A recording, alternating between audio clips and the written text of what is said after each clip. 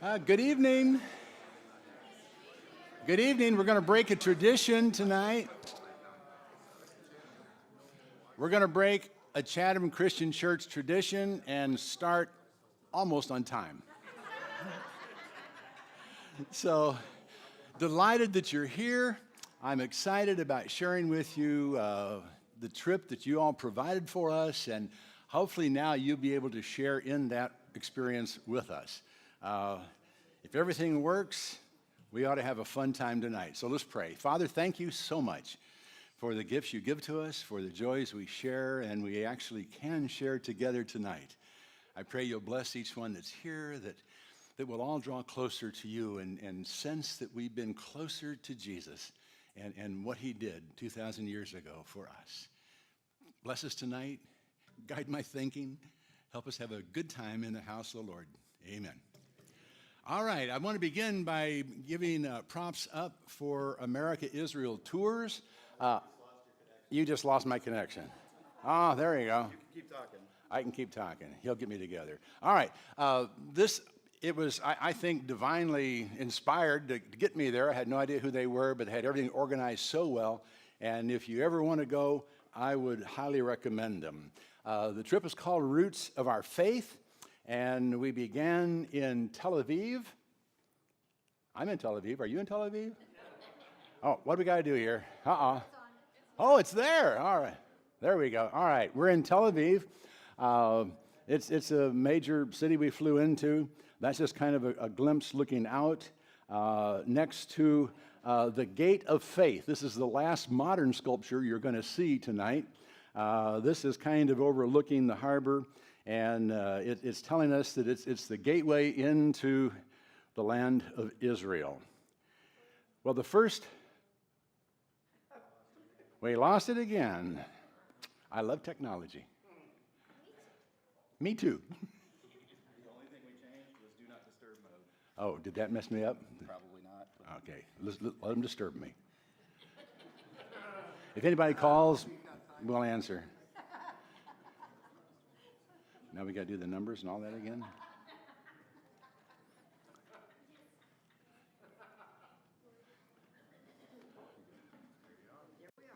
Yeah. All right, we're at the gate. I wasn't going to take time to tell you about it, but since we're there, I will. That's supposed to be the 12 trumpets that went around Jericho, and it's supposed to be the offering of Isaac and Jacob's ladder. You can't tell it, and I can't tell it, but that's what it is. You can tell what this one is. Right next to Tel Aviv is Jaffa, or as we know it, Joppa. And what do we know of Joppa? Well, obviously, we know that somebody went to Joppa to catch a ride on a big fish because he didn't want to go where the Lord wanted him to go. And that's a picture of where Jonah went. Now, somebody else went there because God wanted him there, and that was the Apostle Peter. Peter was in a town not too far from Joppa when the Christians there said, hey, Tabitha or Dorcas needs help. He came there and she had died. She raised him, or he raised her. There you got it. We got it. He raised her, and he spent some time in Joppa. Yes, at the house of Simon the Tanner. And they claim this is actually the house of Simon the Tanner. It's been in the same family for over 1,000 years. Right now, they're having some lawsuits because somebody's trying to get them out so they can do something with it. But it was there, or on the rooftop, you remember, that Peter got the vision of the sheet coming down that said everything's clean. And at the same time, he was talking to Cornelius. The Spirit was telling Cornelius to send for Peter because Cornelius was a godly man who needed to know Christ. And bottom line is that Peter went to where Cornelius was. He walked through the streets of Joppa and went to Caesarea. That was really our first stop on our trip. We went to Caesarea. It's a national park. It's a huge area. It was a beautiful port city. Herod had his fanciest, according to Josephus, his fanciest castle there. And it was a place that we were able to walk into. Obviously, things have been restored and rebuilt. We got a chance to see a lot of ruins that have been resurrected to some degree. And almost every place that was in Rome had an amphitheater, and they had a hippodrome where they had horse races. And they had it there in Caesarea. They also found something when they were excavating Caesarea that was really exciting, because for years the liberals said there's no evidence historically that Pilate ever existed. Bingo, they found a stone with his name on it. And it's right there. It's really cool. Really, really cool. Also, it was in Caesarea that Paul went after he was arrested, and to escape the mob that was going to, they vowed they wouldn't eat until they'd killed him. He was taken to Caesarea. This is after his third journey. He goes to Caesarea. He stays there for several months, 3 years actually, and he is in there basically a prisoner. Now, part of the time he was able to stay in Herod's palace, and Herod's, or his resort area.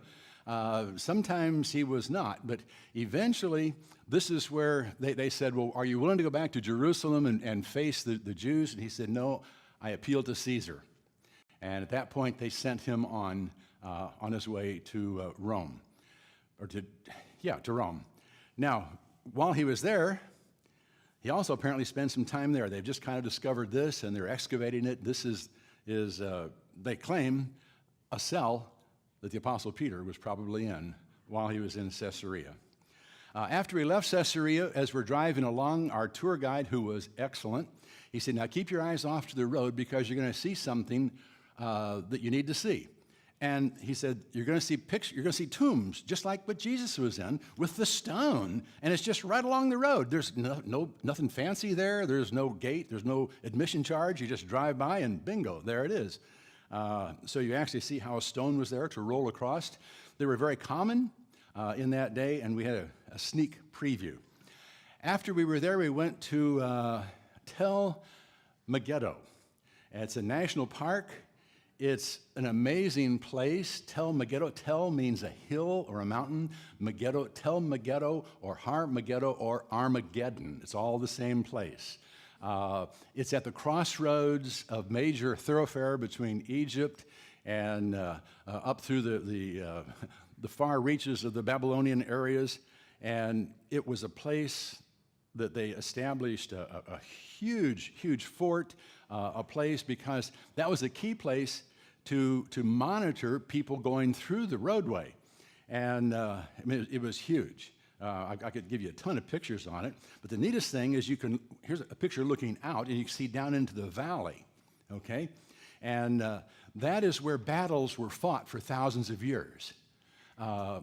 Napoleon actually said this. He says, this is the most natural battleground in the whole world. And he fought there. There were battles fought there in World War I. There have been battles fought for 2,000 years before Christ. So it was known as the place for battles. Now, when John had his revelation, he was given a picture of the kings of the whole world gathered together for the war of the great day of God in Armageddon. And a lot of Christians in particular think that someday the big battle is going to be fought right there.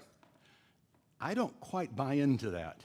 I think that says is in Revelation 16 and Revelation 19. We have the picture of the armies of God coming with the King of Kings and Lord of Lords, with like over there, with a sword in his mouth, and with one word, they're gone.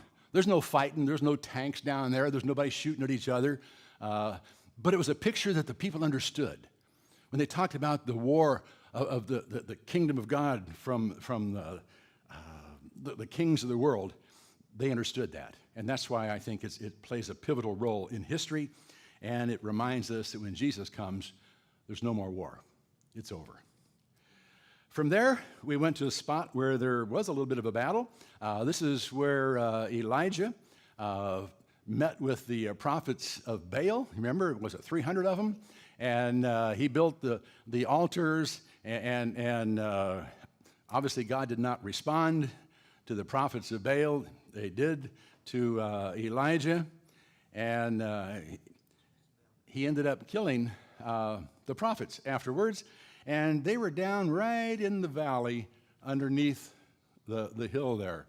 They're not there now, but there was a river down there. We couldn't see it from where we were, but that's where they were. They actually have a church up there. Everywhere we went, they built churches, okay? And they've been building churches for generations. And many times they would build a church, and then somebody else would come in, and they would tear down the church. The Muslims would come in, build a mosque. The Crusaders would come in, tear down the mosque, and build a church. So we're not seeing the same places, but they're building the same spots, which is really cool. And I've really come to believe that they had identified them, and I'll talk a little bit more about that if I get a chance. But this is, Our Lady of Mount Carmel. So there she is. Oh, with a hat on, yes. Sorry. In the church, they've got an altar built with 12 stones. Obviously, it's not the 12 stones that Elijah used, but they like to represent these things in a very visual way. We went from there to Mount Precipice, as they call it, and that is outside of Nazareth. You remember when Jesus was in Nazareth, his hometown, he offended them by the claims that he made. And they took him out to a hillside and we're going to throw him off the cliff, and he just walked right through them. Well, they suppose that this is the spot. So I was right there, maybe, where they tried to throw Jesus off, and Jesus just moseyed on through him. I was very thankful for that little stick you see in my hand. You're going to see that in a lot of pictures. I want to thank Tina immensely for that. It saved me. It made me able to do what I could not have done with only 2 legs. But it's a beautiful spot. And the neat thing is, from there you can also see Mount Tabor. And Mount Tabor is the traditional site of the Mount of Transfiguration. Now, there's some debate. Some say it was up at Mount Hermon, but there seems to be more of a consensus that it was right there at Mount Tabor that you can see, where Jesus was transfigured. You remember that account. You look from there, you can see Nazareth. Now, Nazareth, here's a gospel trail. It starts in Nazareth and goes to Capernaum. It's like 40 miles, and a lot of people like to walk that. We didn't do it. We take a bus. But it was kind of out there on the stones for us to see. In Nazareth, we have the church. Let me see, where am I? The Church of the Annunciation. And the Annunciation is what? Yeah, it's when Mary got the word. This is the largest church in all of the Middle East, the largest Christian church in all the Middle East. And you go inside, and it's kind of different. It's a church, but there's a cave back in there. And you get closer, and they believe that Mary grew up in a cave. Who knew that? I didn't. Apparently caves are all over the place. We saw them everywhere, and people were using caves for their animals, caves for their houses, and history tells us that she was there. Also, there's some apocryphal writings that indicate that this is it, and so that's what they've marked as where Mary got the message from God. Then we go on to Cana, and you remember what happened in Cana? Jesus turned the water into wine. And he filled up the ceremonial water pots. We generally picture them as being some kind of big ceramic thing. Well, they discovered big pots made out of limestone. And the ceramic pots get ceremonially unclean. Limestone doesn't. So they've got them down there. They've actually found places where they're made. And that's probably the kind of container that they filled with water when Jesus had them draw out. It was wine. Now, it's in Cana. Oh, and here's a neat little picture. As I mentioned, churches were built and then destroyed and built and destroyed and built and destroyed. Here you can see the different kinds of structures. I mean, all this stuff was covered over for generations. And as the archaeologists began to dig, they would find this, and then they would try to figure out what took place here. And Christian archaeologists would look at the scriptures and say, oh, this makes sense, it fits. And they would follow them down. Now, you see better stones up here and little rougher ones down here and pretty crummy ones down here. So all these different churches and sites were built on the same place. One would be destroyed, they'd build a new one. And that's a neat visual of the kinds of places. Whoops. Okay, that's not doing that for you. Where they saw it. Now, if you want to have a wedding, it takes a couple years to get arranged, but you can get married in the church in Cana. We drove from Cana, and we got to the Sea of Galilee. Our hotel was there. It was kind of between Tiberias and Magdala, where Mary Magdalene was from. It was a beautiful place. And we'd been walking a lot already, but Marilyn wasn't done walking. So we had to walk out to the Sea of Galilee several times, and it was beautiful. Of all the places we went, that's the one that I think kind of impacted both of us the most. I mean, Jesus did so much around the Sea of Galilee, and to actually be there and to see that was amazing, just plain amazing. Now, obviously, around the Sea of Galilee is where he did what? What did he speak? Huh? The Beatitudes, right. And here's a church that acknowledges that, where Jesus had the Sermon on the Mount. It's interesting, the beautiful chapel. I found an interesting little tidbit that it was partially financed by Mussolini. Huh, who would have figured that? But you can look out from there, and you can see down the hills going to the Sea of Galilee. Now, if I make that bigger, I sent this picture to Nikki, and she says, "What is that?" Well, there's no longer a place to sit down there because they're growing bananas. And they covered the bananas with these big tarps or sheets or something to protect them from the heat. So they're growing bananas right there where all the people sit when Jesus was teaching them, which is kind of cool. I mean, people go bananas when Jesus teaches. Oh, well. Yeah, who said that? Okay. Oh, come on. Even my machine quit on that one. There we go. Now, this is a really neat spot. We just finished the Gospel of John, and after the resurrection, Jesus, you remember, appeared on the seashore, the Sea of Galilee. The fishermen had been fishing through the night, had caught nothing. Jesus said, "Guys, toss it down the other side." When they did, they caught how many fish? Come on. 153. All right. I mean, fishermen don't lie. You know, they count all those fish. And there were 153 fish in their nets, and they drug them up to the shore. And when they got there, Jesus was already cooking some fish. Now, they claim, I don't know how they know that, but they claim he was cooking on that rock. And in fact, the church has part of the rock inside. So you can see the rock inside and outside. And it's kind of interesting. Again, when you're there, you just absorb it. You don't argue with them. You know, I got plenty of time to think about that later. I'm just going to say, that was really cool. That was really, really cool. So maybe he did. Maybe that's where they had breakfast together. But the most important thing that took place there was, remember, Jesus gave Peter a chance to basically redeem himself after denying Christ 3 times. Jesus asked him 3 times, "Do you love me? Do you love me? Do you love me?" And Peter kept saying, "Yes, I love you. You're my best friend," you know, all that kind of stuff. And Jesus said, "Feed my sheep, feed my sheep, feed my sheep."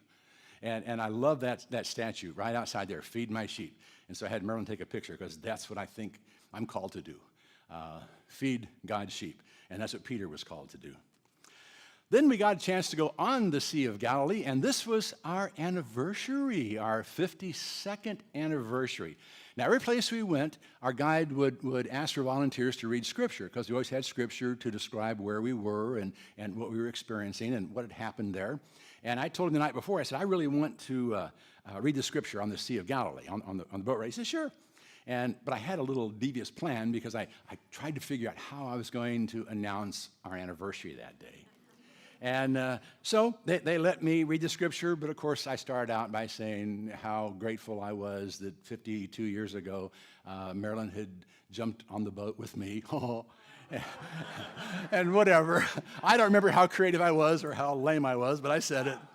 And but it did come back to bite me, because later that night, the guide told us we were going back to Tiberias, or to our hotel, and he said, "We're going to be going to the diamond exchange tonight." And he says, "They have really good prices on diamonds." And he looked at me and he says, "For those of you who are on an anniversary, you know." So It's being set up a little bit differently by the jeweler now, but Marilyn has a diamond on her anniversary from Israel. Woo-hoo-hoo. Am I sweet or what? Yeah, I am. See, there I am. We're on the Sea of Galilee having, it was phenomenal, just phenomenal. To know the things that took place on the Sea of Galilee, the calls that were made to the disciples, and walking on the water, and Jesus going from one port to another to accomplish his purposes. That was probably our favorite place of the whole trip, was the Sea of Galilee. Now, our boat didn't look like that, but they actually discovered this one back in 1986. The water level went down. The Sea of Galilee was a major watering spot for Israel after they reestablished Israel. There's not a lot of water in Israel. And so they were sucking it dry, basically. And the water level kept going down and down. And now they desalinate. They take the salt out of some of the Mediterranean, and that's their primary source of water. But when it was down, they found this boat. And they determined it's a 2,000-year-old boat. And so that's probably more like what Jesus was in instead of the one we were in. But it's pretty cool. From there we went, we're still on the hillsides around the Sea of Galilee, and Jesus did something else there. You remember? With loaves and fishes and 5,000 people? Well, this is the church of the multiplication. They built this church where they think that's where he actually divided the food. Again, we grouped together. We had a great group. They were all Christians. They were from all kinds of backgrounds, but we had a camaraderie. We didn't know anybody, but we made real good friends with a couple who were from Samoa, and they established a Samoan church in Utah, and we had some great discussions with them. Lots and lots of the people they were all basically Americans, but they'd come from different backgrounds, but they had the background of Christ, and they were on this tour because they wanted to be there together. It almost felt like we're the church. Amazing. Now, like I said, they have a big thing about rocks. This is a rock under the table inside the church, the multiplication, and for some reason they think Jesus put his fish on that rock as he was dividing. I don't know. I don't know if there's scales left behind or a smell or what, but that's the rock. So now you've seen the rock on which he put his fish. Now, this is kind of cool. You notice the mosaic, and that's the rock back there. When we were there, some guys were busy repairing the mosaic. Detailed work. It was kind of fun. They were breaking them and chipping them and putting them in. Thought that was pretty cool. We went from there to a place that had a sign made out of mosaics. Capernaum, the town of Jesus. Capernaum, remember, is where Peter had a home. And Jesus established basically his headquarters in Galilee in Capernaum. And the neatest thing about it is they've uncovered a synagogue in Capernaum that Jesus may very well have preached in. And again, we see the layers of rock. The one that they have there now that they've uncovered, the newest of the old ones, is on top of the ones that were built before that. And you can see the layers of rock working their way down to get, so probably on that level down there, Jesus walked. He didn't walk up here, he walked down there somewhere. But it was in this synagogue that Jesus taught in his hometown. And we were there. Talk about cool. Now, in Capernaum, it was a large city. Now, it's interesting. You remember Capernaum didn't respond very well to Jesus, even though he lived there. And he actually told them, he said, it'd be better for Sodom and Gomorrah than for, Chorazin, Bethsaida, and Capernaum. Because they didn't respond to the message of Christ. And our guide said, he said, I was recently in Bethsaida. Nothing's there. I was in Chorazin. There's nothing there. Capernaum, just ruins. They were basically cursed because they refused to acknowledge who Jesus was. But he lived there. And this little chapel is built, believe it or not, over a place where they think is Peter's house. And they've got a glass part in there. And a lot of the places we went had glass, so you can see the stuff down underneath it. You can look down in it, or you can actually go around, and they claim this is Peter's house in Capernaum, and that's Jesus' room. I don't know if they saw a little name on the door or what, but just thinking that's possible was mind-blowing. Absolutely mind-blowing. Well, we went back to our hotel, and we had noticed as we walked around, there were some ruins right outside our hotel, and that seemed kind of weird, but you couldn't get to it until you went around to the front and paid to go in, and that's Magdala. And in 2009, they discovered this place. They were going to build another hotel there. And they brought in the bulldozers and everything else. The last thing they do before they start building is bring in the antiquities authorities. And they said, whoa, there's a city here. And they found Magdala, where Mary Magdalene's from.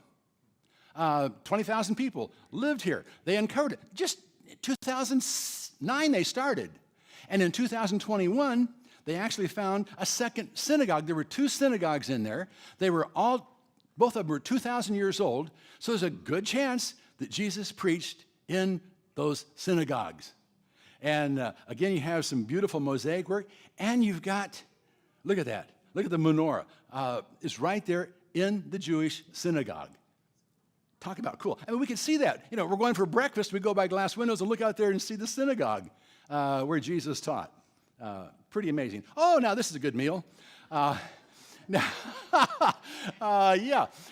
We went to a place right there in Magdala. It was famous for its St. Peter's fish. St. Peter's fish is just from Galilee, and it's delicious. Marilyn and I both got it. It comes whole, obviously whole with a head. And if you remember the story, Peter was a little concerned about paying taxes, and Jesus said, go catch a fish, and there'll be a coin in its mouth. And so somebody who sat at our table, I don't know who, slipped a little coin in the fish's mouth and took a picture of it. So you can pay your taxes with that coin right there. I wish. Okay, now we went to a place that is really weird, really scary. It's known now as the Temple of Pan. It's up in Caesarea Philippi. And that's quite a bit north of the Sea of Galilee. But Jesus went there. He took his disciples up there. And while he was there is when he asked them, who do men say that I am? And they said, well, some say you're this one, and some say you're that one. And Peter says, well, you're the Christ, the Son of the living God. And Jesus said to Peter, well, upon this rock I will build my church, and the gates of hell or the gates of Hades will not prevail against it. That was the first mention of the word church in the New Testament, when Jesus said, well, I'll establish my church on the rock. Now, some believe the rock is Peter because his name means pebble or rock. I'm convinced the rock is the confession that Jesus is Christ, the Son of God. And the gates of death do not prevail against it. This place was known as a place of death. The water flowed through it. They sacrificed all kinds of animals and perhaps even humans.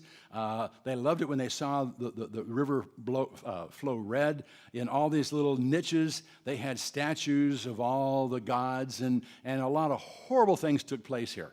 A lot of immorality and et cetera, et cetera, et cetera.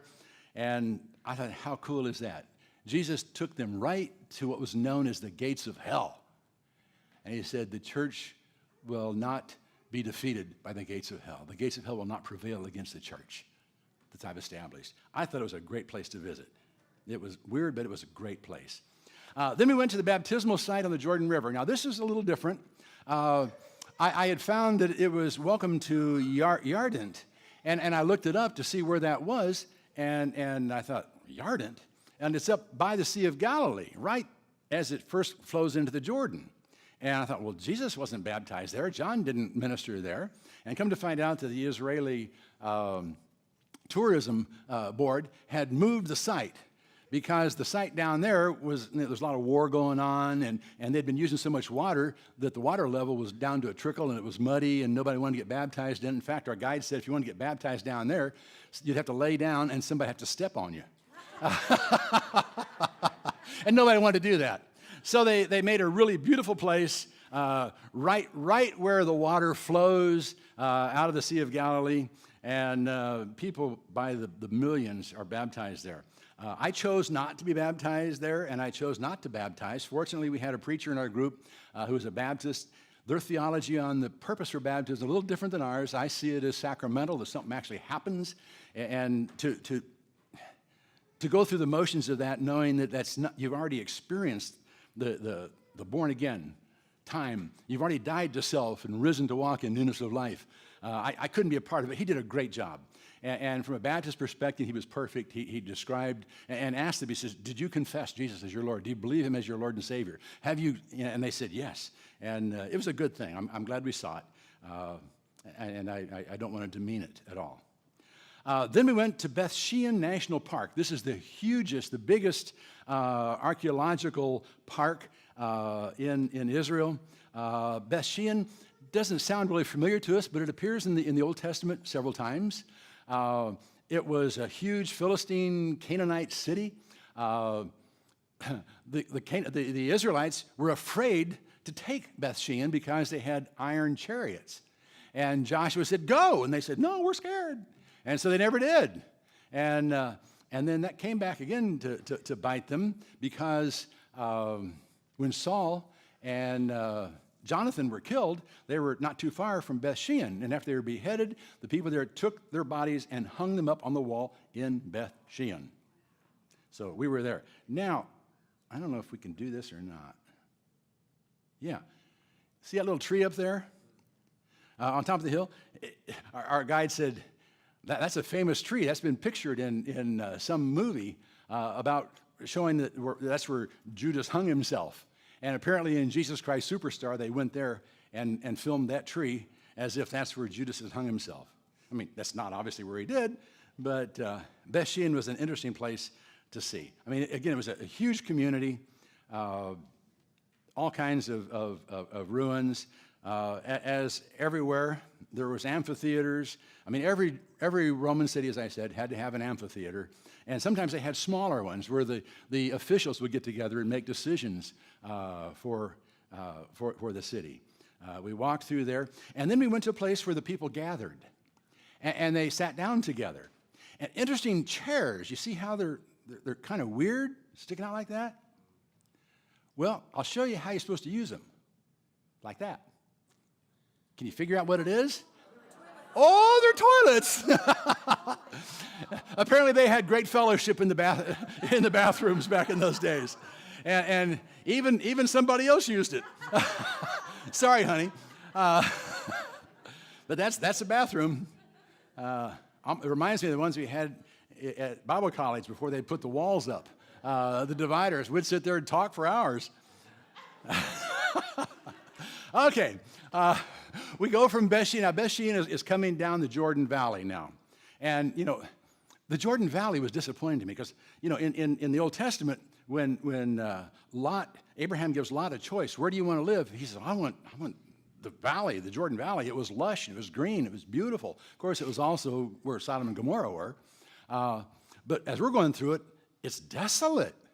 It's desolate. They call this the West Bank. You can see the fences, and there's all kinds of division there between the Palestinians and the Jews, and they're constantly guarding it and fighting and whatever.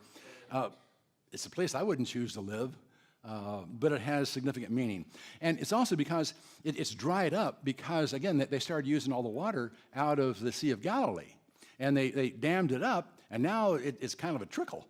And so the Dead Sea has a lot less water than it used to have because water doesn't get there. But along the way, you'll find a settlement. Here's a Palestinian settlement. You can tell, obviously, because there's a mosque there, or whatever you call that thing. And as we're going along there, we went by a sign that pointed to Jericho. We didn't actually get to see the site that's been excavated there for Jericho, but that's the kind of country. I mean, when they're going into the promised land, and 3,500 years ago, it didn't look like that. But it looks like that now. It's just desolate. But some neat things took place there, and we stopped at Qumran. You remember Qumran? Qumran was a community of very religious Jews. They were very careful to record and to preserve the scriptures. Here's a room where they kept all their pottery, which played a very big role in what happened there in 1947, the year I was born, because that's where the Dead Sea Scrolls were found. The scrolls that gave us a 1,000-year jump back into the book of Isaiah that affirms again that what we have was what was written. It's amazing. And there I'm pointing to the little spot where they found the first of the Dead Sea Scrolls, and there it is. How cool is that? How cool is that? Now, as I said, there are caves all over. Here's I think that's a Jewish settlement. Again, on the West Bank, there's a lot of controversy in who's supposed to be where. But all along there are caves everywhere. And they, like I said earlier, they use caves. They lived in caves. That doesn't mean they're cavemen, that they're prehistoric. They just lived in caves. It's a good place to live. It's cooler there. Now we come to the Dead Sea. Now, the Dead Sea has shrunk quite a bit, but they've kind of divided off into two halves. The northern half is getting low and low, but they pump water into the southern half because that's where the resorts are. And so we got to the Dead Sea, and we didn't go very far, didn't have to go very deep into it. I mean, as a kid, I remember hearing stories about being able to float in the Dead Sea, and I thought, how cool, how cool. Well, it's not cool, it's hot. The water was horribly hot. And we walked, I bet we weren't in water that deep. And somebody else said, just sit down. You sit there and you can't go down. You lay there, your legs stay up, everything stays up. There you are, buddy. Nikki put some of that online. I sent her a thing, but fortunately she left off me trying to get up out of that. and my white legs are they're not totally exposed here, but it was quite an experience. But I wouldn't drive all the way there just to spend 3 minutes in the Dead Sea. But it was really neat, and I'm glad we did it. Now, obviously, we stayed in a lot nicer place than that. This is at night looking out, and there's the Dead Sea, and I thought that was kind of pretty. So, we weren't really roughing it. Every place we went was nice. They had arranged nice arrangements. We ate tons of food. They had buffets morning. They had buffets at night. It was an amazing trip. You see our little visitor there? You see what that is? Yeah, buddy. That kind of freaked us out. We're driving along in the bus, and we looked at the drone and I said, oh, there's a drone out there. And that's not the kind of drone they fly around to see if the crops are looking good. That's the kind that they shoot from. I got a picture of it. That's pretty cool. And speaking of shooting, we ended up going to Masada. It's a World Heritage Site. Masada, after Jerusalem was destroyed in 70 AD, the last group of rebel Jews went to Masada. Herod had built a huge fort up there and a palace up there. It was an amazing complex, very secure. No one could ever breach it, hardly. It was one of the most secure spots. And so they all went up there. And obviously, you can see the zigzag. That's the road to walk up there. Tina said she walked up there the first time. We took the cable. But still got up to the top. You can see down there. We're walking. We're doing a ton of walking. It's a neat, it's a big area. I could show you tons of pictures that you can see down into it. Now, here's looking straight down. That's the Dead Sea in the back. And the Dead Sea is below sea level.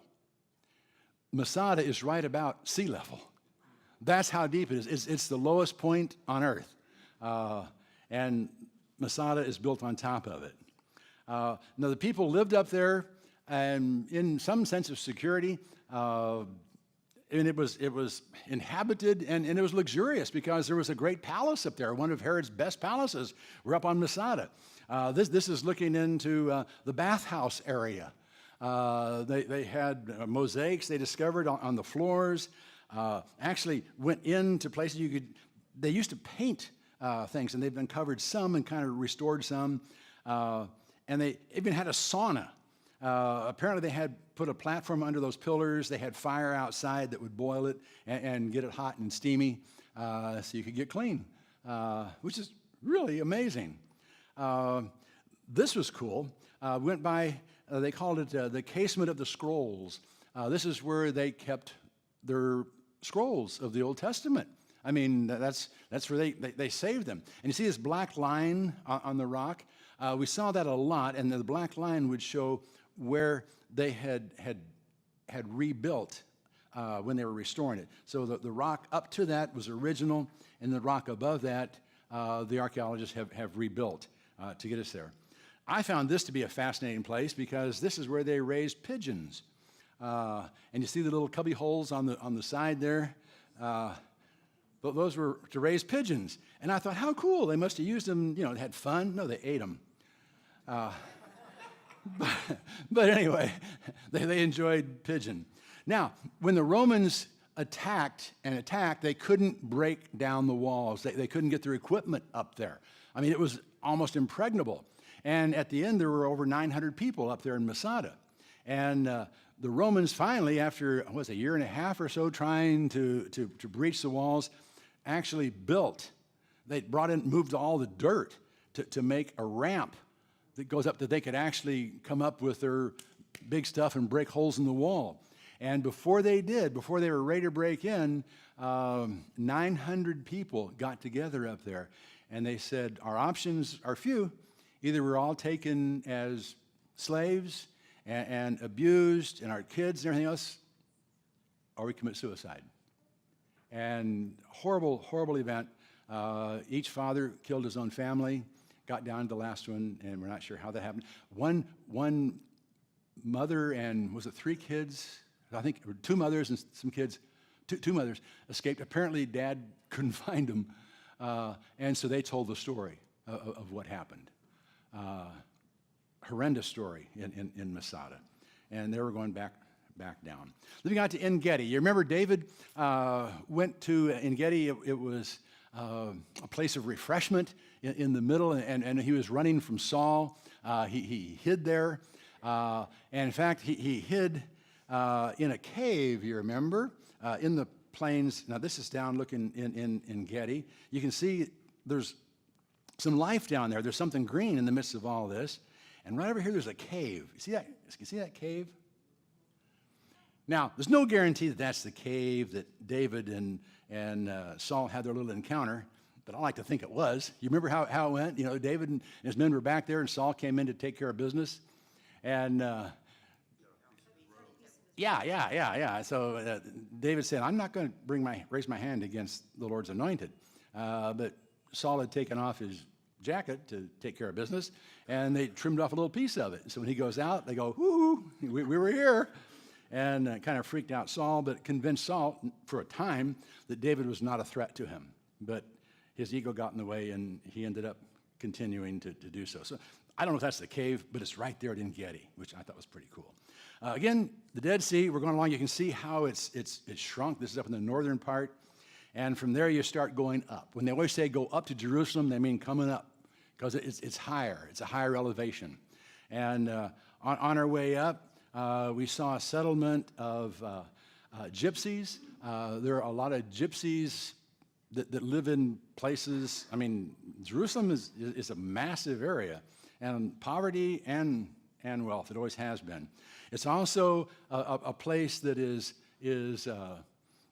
under siege, and it was under UN control. They couldn't agree who was going to have it, whether the Palestinians or the Jews are going to have it.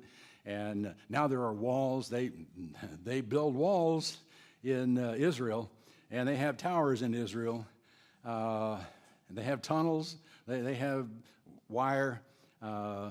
It's kind of in some respects, a scary place. But we drove right up on the Mount of Olives. And we got our first glimpse, as our bus is going, our first glimpse of the city of Jerusalem. And you see the gold dome. And the Dome of the Rock is, as I'm sure you're aware, is not a Jewish temple. But the Jewish temple was destroyed in 70 A.D. And we are now the temple of God. And so the Muslims have built their shrine there. And it's pretty. And it's fine with me. Let it be there. It's something to look at and know that that's where the temple is. Now you had to have our tourist camel. So I didn't pay whatever he wanted to get a ride. But now we're looking down off of the Mount of Olives down into the city. And you see all the rocks and things down here. There's graves all over the place. Tons and tons and tons of stone graves on the Mount of Olives going down. Over here in the corner, we're going to visit that a little bit. That's going to be the southern steps, the old steps that go into the city of Jerusalem, the old city of Jerusalem. Obviously, the walled city of Jerusalem. As we started down, we stopped at a church called the Dominus Flevit. That means God cried. God cried. And as we're looking down into the city, you remember that Jesus looked at the city and cried. He wept because he knew that they had rejected him. They knew it was going to happen. And there's a church there acknowledging that. Here again, you get a picture of the wall. There's one gate that has no opening, and the Jewish belief is that when the Messiah comes, he'll open the gate and go into Jerusalem and reestablish the kingdom there. Again, something I think is misguided, but that's their belief. And again, there are tombs all over the place. So the Mount of Olives isn't just a pretty place with lots and lots of trees on a hillside. I mean, it's developed, it's graves, it's roads, it's everything else. But it gives you a view down into the city that brought Jesus to tears. From there, we started walking. We walked like they may have walked for the triumphal entry into Jerusalem, coming down from the Mount of Olives. I asked the guy, and I said, were there walled streets there? He says, no, but there are now. And so we walked down and down until we got to the Garden of Gethsemane and the Basilica of Gethsemane. Now, I trust that Gethsemane was a lot bigger place than it is now. Now it's just a little garden that's fenced in right by the Basilica of Gethsemane. And you can see the size of some of those olive trees. Whether they were there when Jesus was there, I don't know, but they could be. I mean, they're thousands of years old, I think. It's just impactful knowing that that's where Jesus prayed, in the Garden of Gethsemane. And you can see the basilica right there. Here's the front of it. You go in, and it's beautiful, absolutely beautiful. And they claim that this is the rock on which Jesus prayed. Now, again, I'm not going to argue with them, but it's pretty cool. It's pretty cool. And she's pretty cool. Sorry, honey. I had to lighten this up a little bit. Here we are on those southern steps, and they were uncovered in 67. And those are very likely the steps that led into the temple area that Jesus walked on.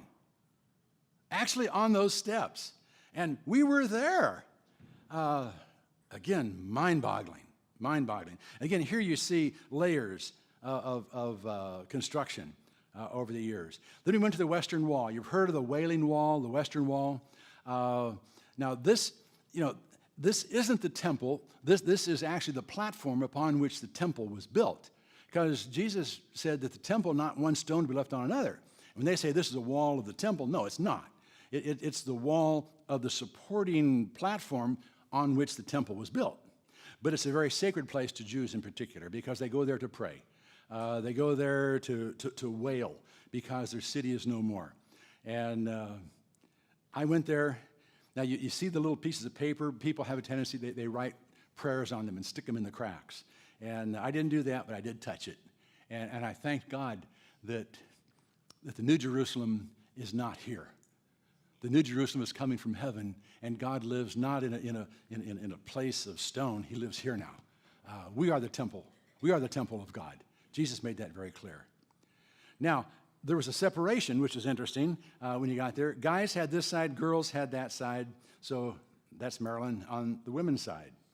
When I was standing out there, you may not be able to see it. And can you see what's on my head? I had a little yarmulke on my head instead of my tour cap and my faithful companion there. But then when Marilyn and I came, it was a neat experience. Again, it's a very meaningful place to them, but it's meaningful to me in that it represents something that is no longer needed to come before God. We're back in our hotel looking out over Jerusalem. As you see, it's a huge city.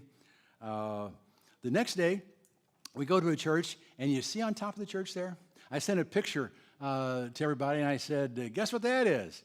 And some of them were guessing, no, it looks like a dove. That's no dove.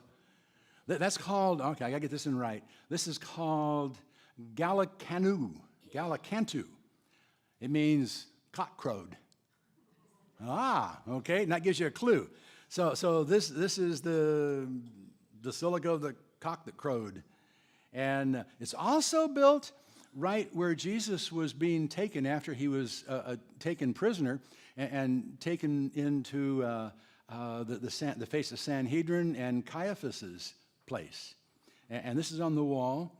And you actually go in it. It's a beautiful place. Again, it's been historically documented over and over again. You go inside, and over here in the corner, you see something funny up front. You get a better view. There's a hole in the floor as you look down.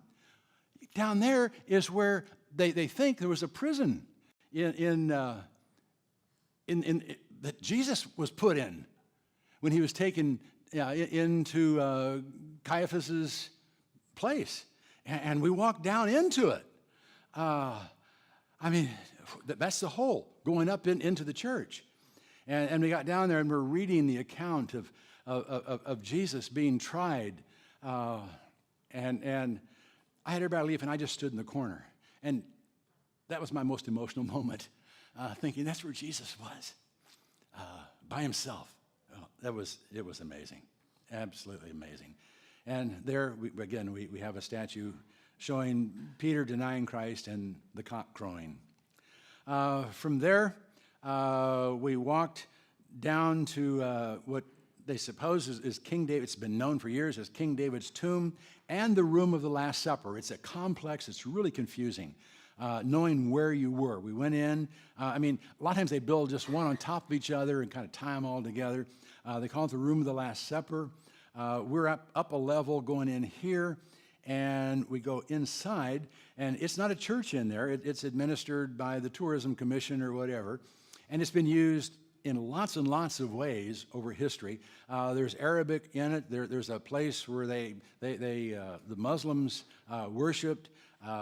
It's kind of an international place, but it's also, according to them, the upper room where Jesus had the Last Supper.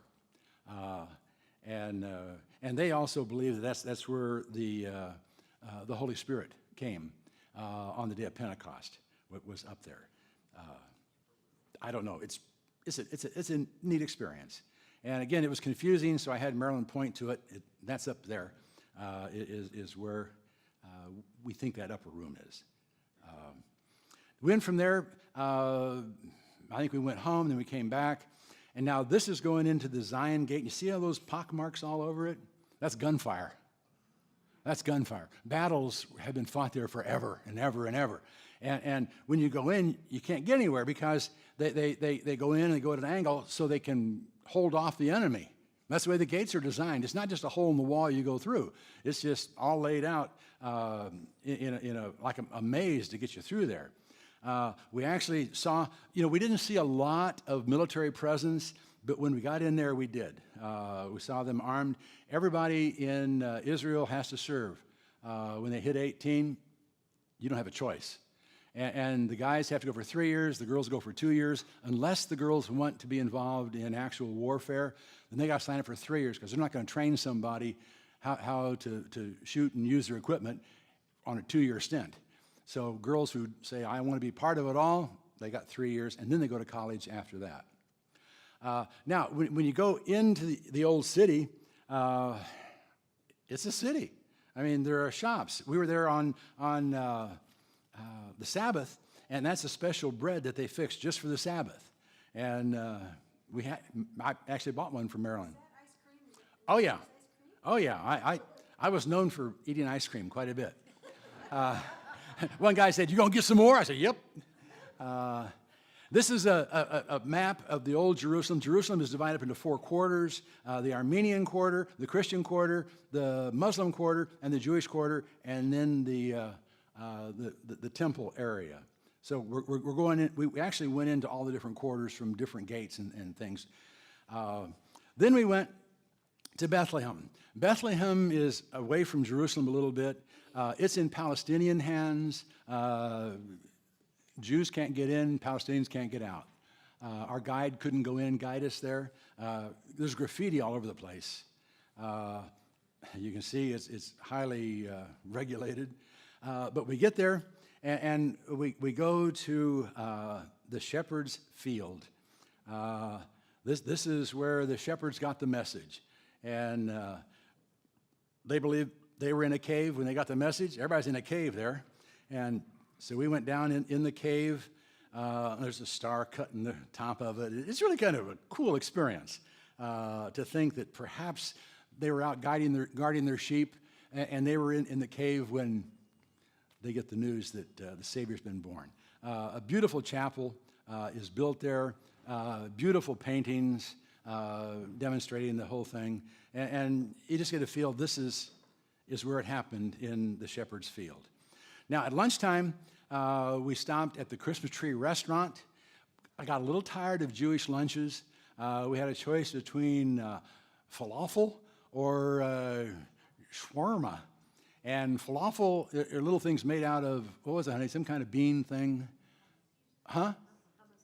No, it's chickpeas. Yeah, little balls of chickpeas that are fried. They're not bad, actually. But the shawarma, they said, oh, they're like gyros. Well, they haven't eaten a gyro, because these are not like gyros. They are in a pocket pita, but you never knew what was going to be in the pocket pita. They had like you go to a gyro shop, they have all the lamb and everything on the big spit, vertical spit. Well, they put chicken on it. And we said, well, why don't they use lamb? They said, well, chicken's cheaper. Okay. And so they would chip off chicken and put it in there. And sometimes they would throw in French fries. They'd throw in vegetables. They'd throw in some sauce. Sometimes not some sauce. You never know what you're going to get. And they give it and you ate it.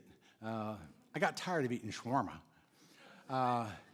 And let's see, after that, we go into the Church of the Nativity. This is the largest church in all of the Middle East.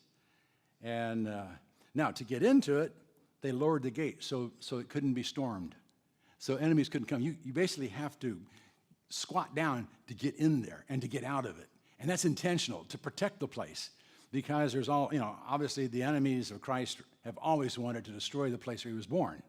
And so you have to get down. And also, it's humbling because you're bowing to go into where he was born. Now, you go in there, it's Orthodox. They're very elaborate. Their icons are the pictures, but they're very big with decorative items. We had to go down into the bottom, and that supposedly marks the spot where Jesus was born, right there in that star. And Marilyn and I had a chance to put our hand right on it. Again, I'm not going to argue about it. I'm just going to say, wow. And that's supposedly where they laid him. I don't really see a manger there, but that's where they suggest that Jesus was actually laid. It's in a cave.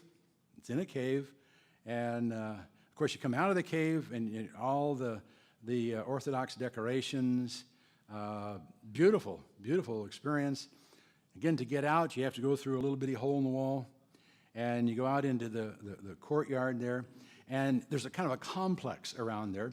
And this is a church dedicated to St. Catherine. She was some kind of a mystic back in the 1500s or something. But the neatest thing about it was this statue out in front. It says Hieronymus. He was also known as Jerome.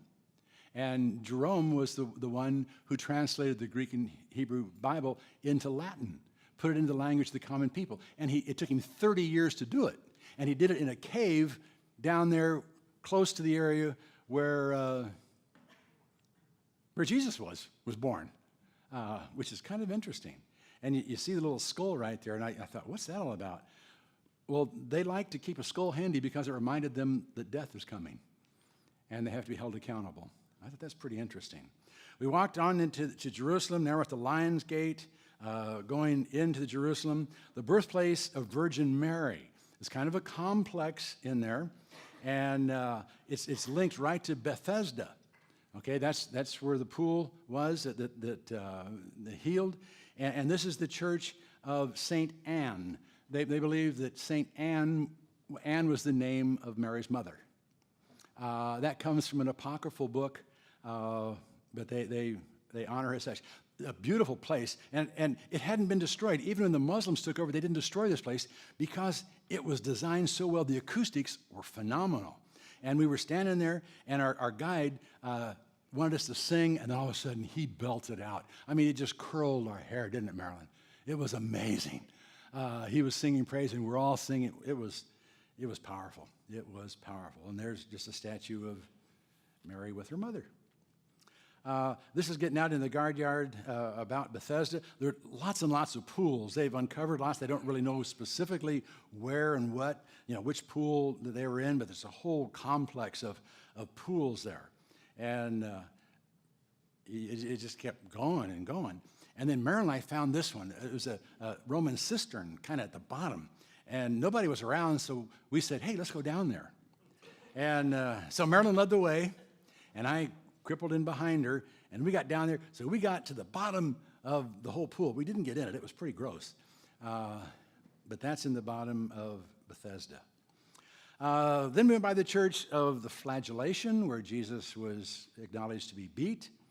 After that, we joined on the Via Dolorosa, the way of sorrow, the walk that Jesus had to the cross.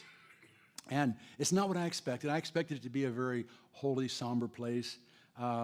It's a marketplace. They have little signs at the different stations of the cross to show what happened.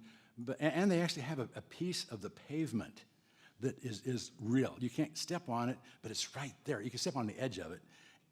That's probably what Jesus walked on the Via Dolorosa, right there. But as I said, it's a marketplace. I mean, and at first I was offended, then I thought, well, that's what happened to Jesus. He was paraded through the streets of the city so that they would see him and laugh at him. And it was kind of sad. It's very sad. Oh, I'm trying, but I'm not making it. Then we go to the Church of the Holy Sepulchre, a huge complex. You go into the Church of the Holy Sepulchre. The Holy Sepulchre is where Jesus was crucified and where his tomb is. And it's very ornate in there. We really couldn't get right to the spot because there was a lot of people and there was always somebody in there. It's under this table right there is the spot that they supposedly marked. Now, it's not right there. It'll be somewhere down underneath that spot where they believe Jesus was actually crucified. It's pretty amazing, actually. This is the stone that they claim his body was laid on when they prepared it with oils. And you could actually touch it. We did. Wow. This is the chamber that kind of overlooks the spot where they think his tomb is. Underneath that, things I've read said the tomb is no more. It's been destroyed. It's been bombed. It's been earthquaked. But it's under that spot. And it's under the auspices. There are Armenians on one side and there are Orthodox on the other. They wouldn't let us go in, and I got a little close and took some pictures, and this little guy with the beard came out, so I walked off. But that's where they believe it. Now, there's an alternative. There's also the Garden Tomb. And the Church of the Holy Sepulchre has a longer history. I mean, like a 2,000-year history of that's the place. Well, less than 200 years ago, they got into some controversy about, well, that couldn't be it. It was really outside the walls of Jerusalem. Well, the walls of Jerusalem have moved. And so they found a place that looked like the skull. You really can't see the skull. He said the nose fell off a couple of years ago. But this is what they identified back in the 1800s as the place of the skull, because Golgotha means the place of the skull. And there were tombs there. Again, there's no guarantee that this is the tomb that Jesus was in. There's no stone. There was a track that it could roll on. It wasn't there. But we were actually able to go in to where perhaps, again, there's a debate. Was it in the Church of the Holy Sepulchre or was it out in the Garden Tomb? We don't know. But there were Christian marks inside the tomb. They've been reemphasized, but that's inside there. And we were there in what may be the tomb. As we walked out, walked through that, and this was really cool. I had the privilege of serving communion in the Garden Tomb area. All of our whole crew was there. The Baptist preacher took care of the bread. I took care of the juice. We had little olive wood cups that our tour had provided for us all, and was able to share in the Lord's Supper there. The last night in Jerusalem, we walked over to the Tower of David, and for a spectacular light show. As we walked in, all these things were being projected on the walls. It was amazing. It was beautiful. There's the theater. We got our seats in there. And then they projected, I mean, they had action things. They had wars. They had David watching Bathsheba. Here they have just a picture of David being anointed and Samuel. It was really, really neat. Nikki said it's kind of Disney-esque. But it's better than Disney. And then, of course, they end up with pray for the peace of Jerusalem, that they may love thee and peace be within thy walls. And that was our end of Jerusalem. Shall I go on? Yes. I'll go quickly as possible. The second half of our trip was to the Greek islands. We got on a ship. We started out at Mykonos, which is a touristy place. It was pretty. We walked through the streets. We saw one blue dome. You know, you see the pictures, they think everything's got blue domes, but they don't. But there are occasional. We walked all the way through the city in the curvy streets, and I mean, it's like, Mark said that they found out that they were intentionally made that way so enemies couldn't find them. They could get them into dead ends. But we got to the place where there were some famous windmills, and so we got a picture of the windmills. It was pretty, but it didn't have any real bearing on us. But Ephesus did. Ephesus was amazing. The whole point of going there was the ship had to get there before it could go up to Ephesus. This is in Turkey, and we can see the ruins. Ephesus was a huge city, a couple 100,000 people. It was a magnificent city.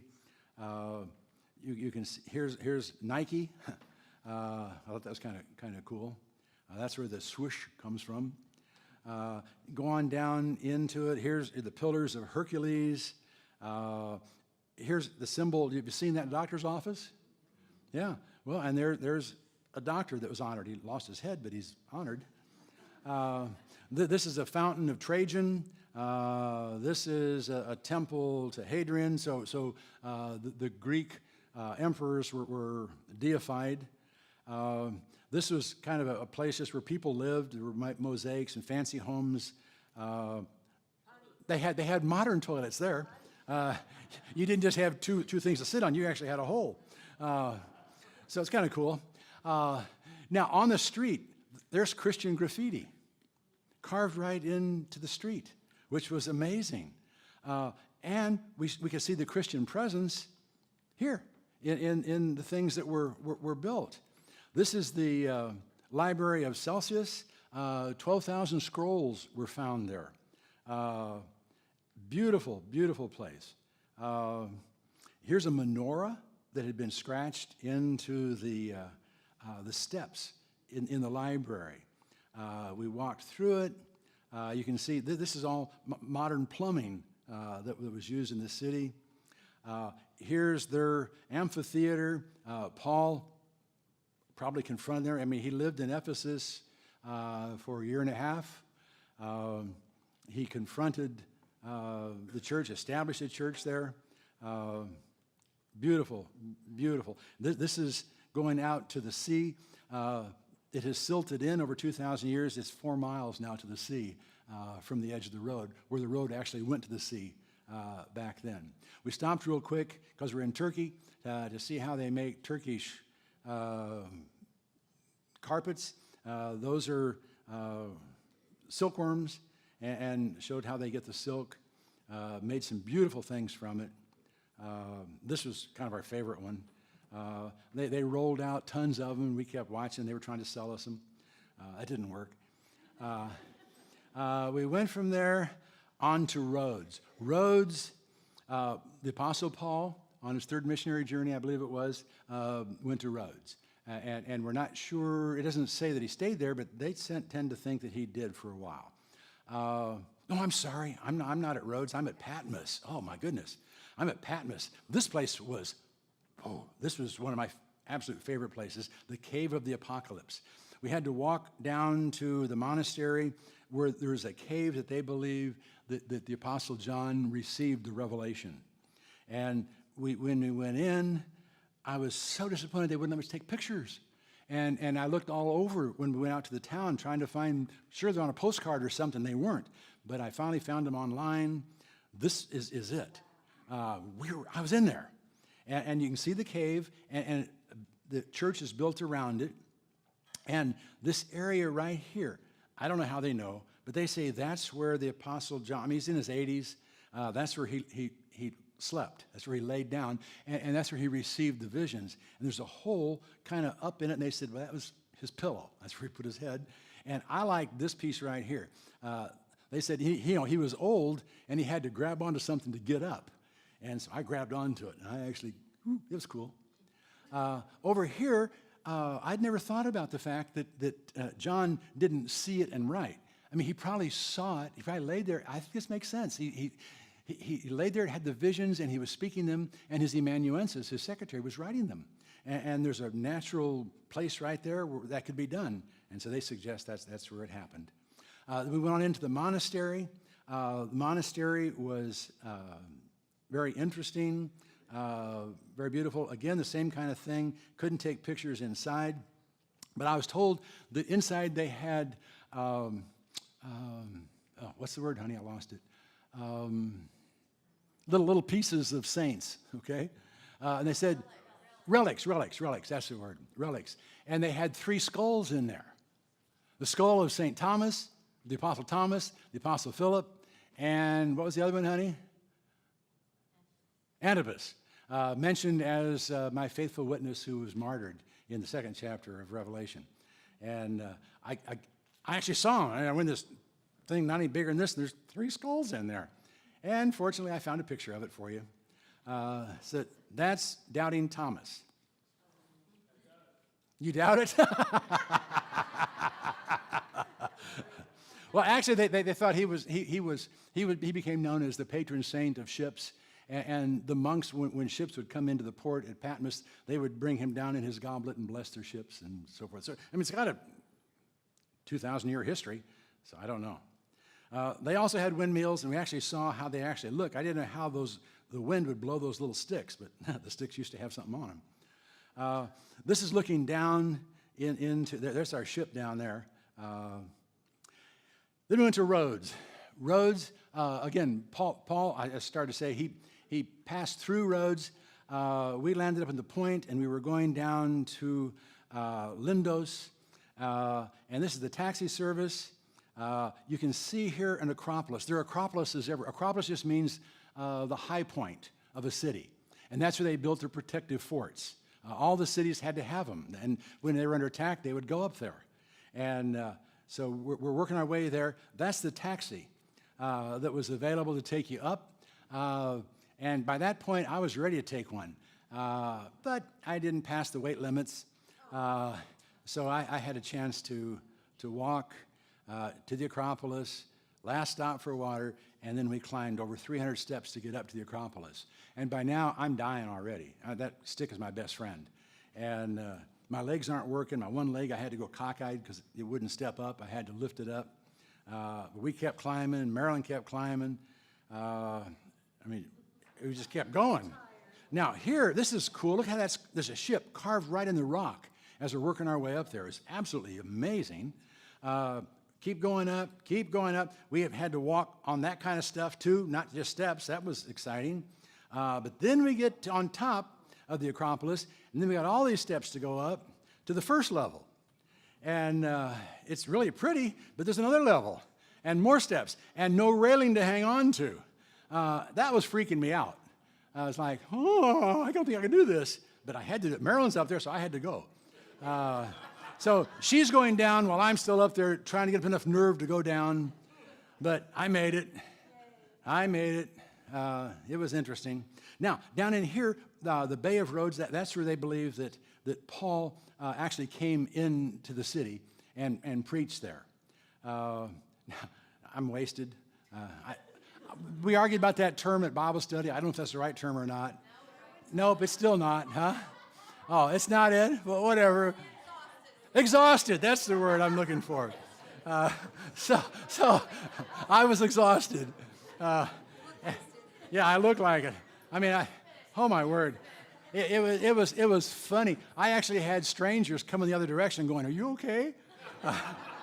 But we looked down and wished for the donkeys, but we didn't take. But there's the port in Rhodes, and there's the Apostle Paul statue in Rhodes.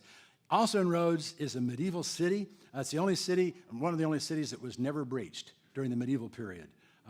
It was amazing. This is a dry moat. You go through one, and then there's another moat. You go into the city, and you know what city is known for? Crowds and shopping. And we did that, and she walked back with a bag of goodies, going back to our ship. So that was Rhodes. Then we came to Crete. We were so pooped, we got to Crete, and we said, we can't handle it. And we don't really know that Paul ever got out at Crete. He sailed around Crete. And so we were content to stay on the boat. You know, we looked at, there was something to see there, but that looked like a better option. That's not me. That guy's got tan legs. That's not me. And so Marilyn went to a spa, and I went to the workout room and tried to exercise a little bit to get ready, and we rested up. And then we came to Santorini. Santorini is a big famous spot, you know, for people going to Greece.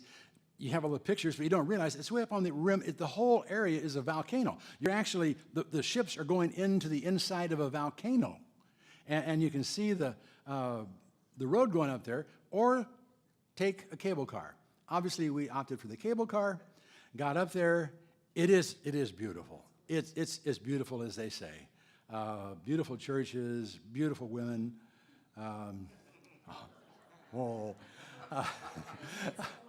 Yeah, you get a feel for Santorini. It's now they say it's a place to get royally ripped off because everything costs more there than anywhere else in the Greek islands.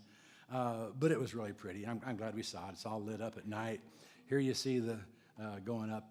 It's not what we expected, but it was neat.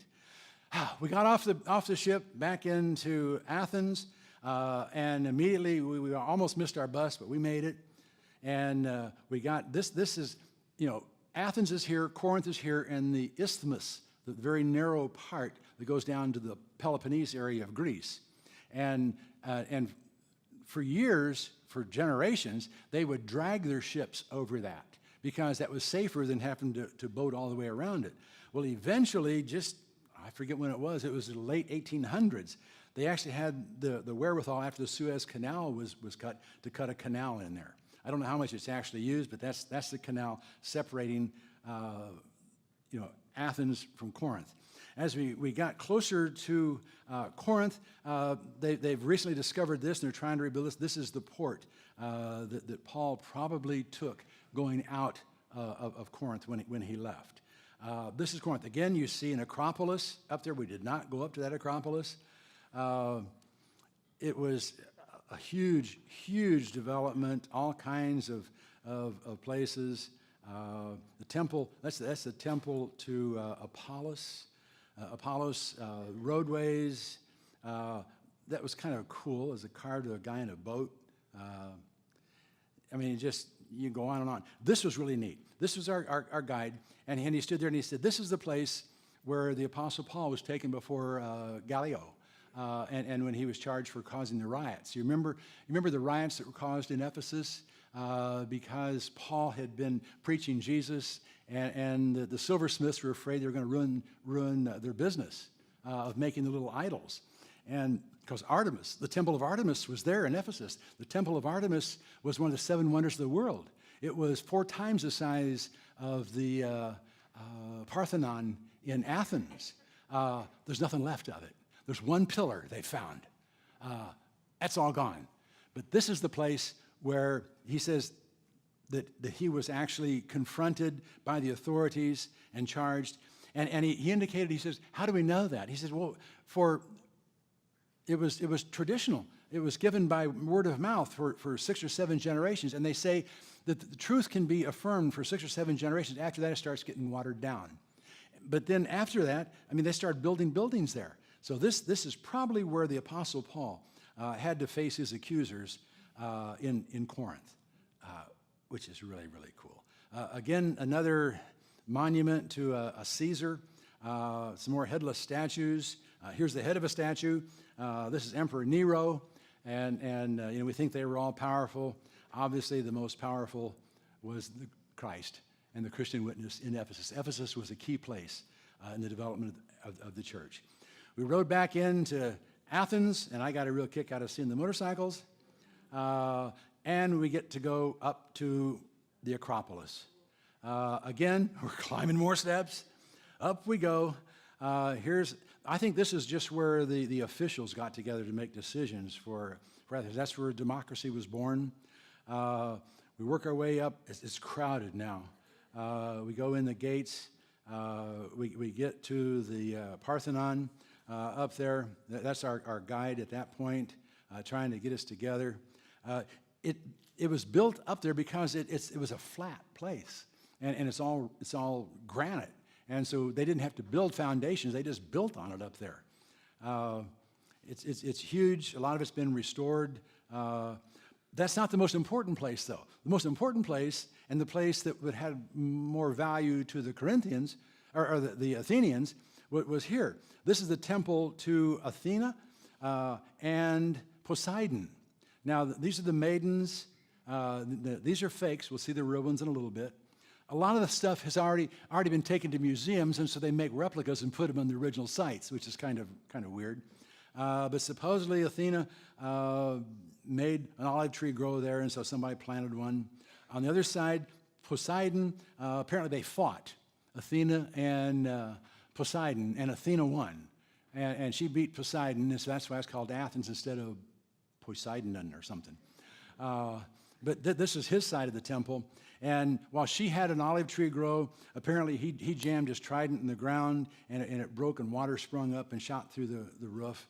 And that's the story. This again is back to the Parthenon. You can see the rocks up in the corners. They loved horses. Now all this was colored and had pictures everywhere. I mean, all that's gone. But you can see the horses in the corners of the Parthenon. I thought that was an interesting column. I felt like Samson, but I didn't. Now we're going kind of a gate out of the Parthenon. There's a little gate guardhouse. This is the most significant point right here. This is looking down, and that is Mars Hill. That's where Paul encountered the philosophers on the Areopagus. It was right there. Right there. That's a place where judges used to sit. And originally they were hired to sit there and judge cases. And then there wasn't much crime, and so then they started arguing theological issues. And when Paul saw all the idols in Athens, he went there. Whether he was taken there because they wanted to quiz him or he just went on his own, we're not really sure. He got there, and he declared to them the unknown God that they were worshiping in ignorance. And that was right there. This is an artist's rendition of what it must have been like. Here you can kind of get the perspective. So it's right under the whole Acropolis is the Areopagus down here where Paul preached. That was amazing. The first modern Olympics took place there. This is a museum close by. There's the real beauties from the temple. Here are some life-size images of those things you saw up in the corners. And all along here they had replicas and some that were real of all the frescoes or whatever you call them all the way around. And then our last night, we splurged and we had an olive oil tasting and a great Greek dinner. The next morning, we were up on the top of our hotel having breakfast and said goodbye to Athens, and that's our story.